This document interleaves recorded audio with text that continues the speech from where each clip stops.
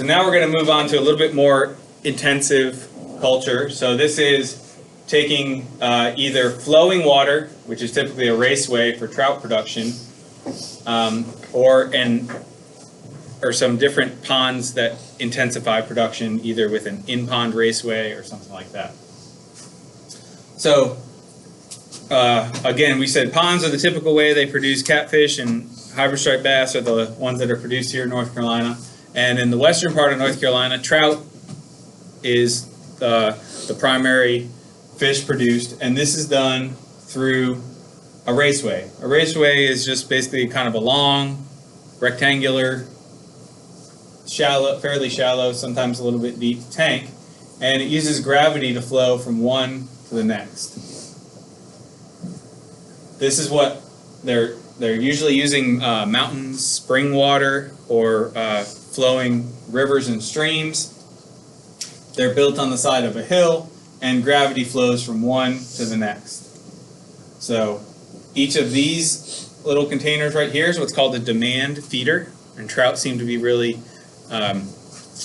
do really well with these. They basically just fill that little hopper up with food. There's a little stick that falls down in the water. The fish has been basically trained to knock into that stick when it's hungry. Food falls out and it eats it. So they kind of feed themselves the proper amount.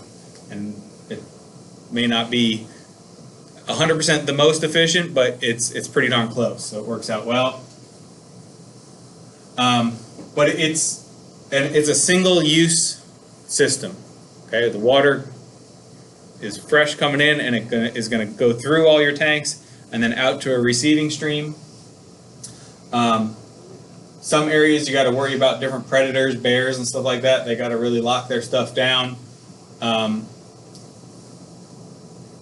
The water falling and splashing between units is one of the primary aeration devices.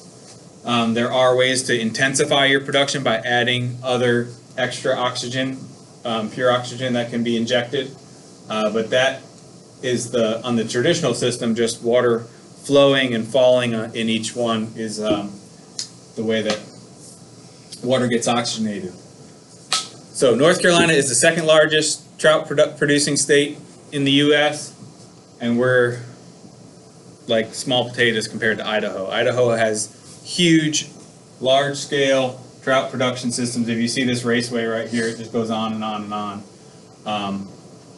There's also low-tech ones. This is one that doesn't even use a tank. It's just kind of, there was some clay bottom there, and they just basically built a earthen raceway with the spring coming up into it, a little trout feeder. So that's the typical way that trout is produced, and they've also figured out how to remove the solids from there to increase or to decrease the amount of solids loading as you go down. So they have what's called a quiescent zone at the end of each raceway, where the solids will settle out before following into the next one, and that can be then concentrated and either removed from the system so that it's not being discharged into the river, or at least just not going into the next tank. So if you think raceways are cool, but you don't live in the mountains, and you maybe want to put a raceway type scenario in your pond, you can create what's called an in-pond raceway, which is some sort of floating structure or built concrete or other type of structure in the end of your pond that uses that pond water, and instead of having a stream come flowing down, it creates an airlift, similar to like you guys have on your little biofilter, but a lot bigger, to move water through that production unit. What are some benefits to having your fish in a raceway like this versus swimming freely in the pond? Easier to visually assess them. Okay, you can see them. Easy to harvest. You can harvest them a whole lot easier. All your feed is going into one area, so it's not getting lost or trapped in corners or things like that where the fish aren't going to eat it. Definitely. When you feed a large multi-acre pond, you pull a feed cannon behind a tractor and you blast food out, hundreds of feet out into the air, and it hits the water, and you hope there's a fish right under it ready to eat it. And you can kind of see the activity, but maybe not, you don't obviously see all the feed get eaten. When you feed them in a contained area like this, you can control it a lot better and waste less feed. So it's more control on all levels. These are ones that are built into the side of a pond where they pull water in the back and then and there's like a wall that goes out. This whole thing is the pond. All here is your production units. The airlifts are drawing water out through the pond, and then it goes around this wall and drawn back in through the backside, and you create a circulation area. And this is your production, is all happening in a pretty small confined area. And this kind of all acts as a giant filter. And you're adding energy into the system, so your costs to go up, but you can also get a whole lot more productivity from per acre of the entire pond using systems like this versus traditional pond culture. So this has been looked at for a long time, starting at Auburn University, and they're still looking at it now and getting more and more intensive. They get better feed conversion ratio, faster growth, higher productivity, higher survival using these in-pond raceways versus the traditional method.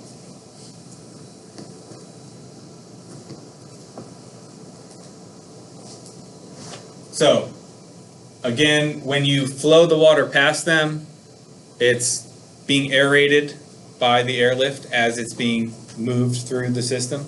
So you kind of get that, you get to feed it more carefully, and then the bad water, right, the low oxygen water with all the waste in it, is then moved away from the fish. So you're kind of always, as long as that airlift is working, you're always delivering high quality feed, and you're able to bring in water that had a chance to have the solids settle out of it, have the ammonia removed by bacteria, and carbon dioxide gassed off, solid waste settled to the bottom. All that's happened in that time where it's moving around through the pond.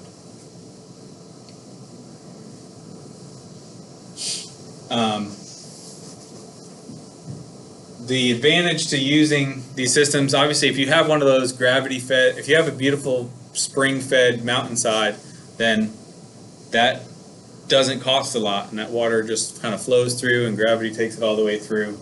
If you're in a pond, you have to be a little bit more on top of it. You have to know what your risks are, how, what happens if the power goes off, if that blower breaks. You have to have a lot of layers of backup that are in place. But all those things that we talked about, one of the biggest ones that we didn't mention is control over predators. If you have the animals in an area the size of this room, stretching a net over it, not a big deal. Try stretching a predator net over a 10-acre pond, and it's a huge cost and a challenge, physical challenge to do it. And again, increased productivity is more efficient.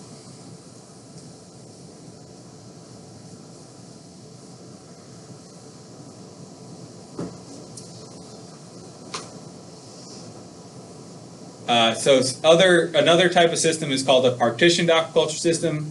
Some of the similar concepts, but actually they look at then moving towards these integrated multi-trophic systems where you actually have multiple crops that you can produce in different areas of the pond, where you maybe have fish waste traveling into an area that's producing shrimp that might eat a lot of that fish waste, and then going to another area producing some sort of plant type product, which then could feed an herbivorous fish. So you kind of use that feed, instead of just saying, all right, the feed's been turned to waste, how do I get rid of this waste? That waste can be used to kind of feed the next set of the cycle. So there's some videos. that show this. But here's an example of it where the fish are all in kind of one small area and they have circulated waste, and then they have other ones with multi species production. I'm not going to go through all that. Oxygenation is always a way to intensify production. This is basically just injecting oxygen into an area that is sort of limits the ability of oxygen to escape out into the air. Like if you think about those air stones that we have in our tanks, every time a bubble reaches the surface and gets out into the air, it's gone. So if you're buying pure oxygen and injecting it into your tank, every bubble that reached the surface would be one of your oxygen molecules that you bought escaping off into the air where it does nothing for your fish. So this basically kind of traps the oxygen to make it dissolve. A higher percentage of it will dissolve. And these are different styles of them.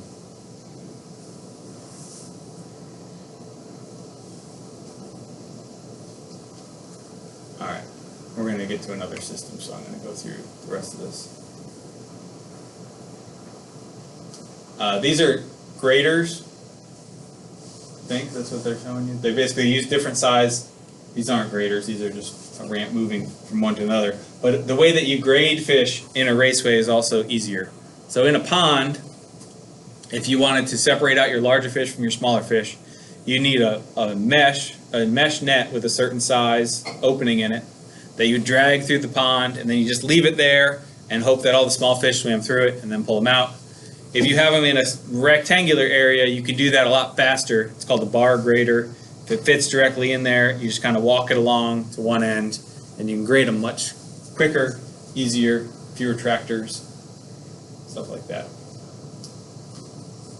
Here's your quiescent zone idea, where you have your waste, and then the water has to flow over this little weir into an area where the solids are trapped. And quiescent zone means that the water's not flowing as fast there, so it has a chance to slow down and solids can settle out. And then you can move that to a some sort of waste disposal system.